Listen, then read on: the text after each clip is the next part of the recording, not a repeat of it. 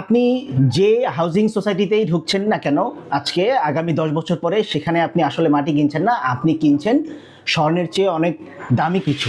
এখন কথা হচ্ছে সমস্ত হাউজিং সোসাইটিতেই আপনি জমি কেনার সাথে সাথেই প্লট বুকিং দেওয়ার সাথে সাথেই প্লটটি সময় মতো বুঝে পাচ্ছেন কিনা সেই বিষয়টি নিয়ে কথা বলা। আপনাকে তারাই সঠিক সময়ে প্লট বুঝিয়ে দিবে যারা প্লট বুকিংয়ের সময় আপনার সাথে ডিড অফ এগ্রিমেন্টে সেই সমস্ত বিষয়গুলো বিস্তারিতভাবে উল্লেখ করবে। সুতরাং আপনাকে জমি বুকিং দেওয়ার সময় ডিড অফ এগ্রিমেন্টের বিষয়টি মাথায় রাখতে হবে, প্লাস উক্ত হাউজিং সোসাইটি যাদেরকে অলরেডি প্লট বুঝিয়ে দিয়েছে তার প্রমাণপত্র নিয়েও ঘাটাঘাটি করে বুকিং দিতে হবে। না হলে আপনার এক দশক কিংবা এক যুগের জমানো কষ্ট, জমানো অর্থের যে প্রচেষ্টা সবই বিফলে যাবে।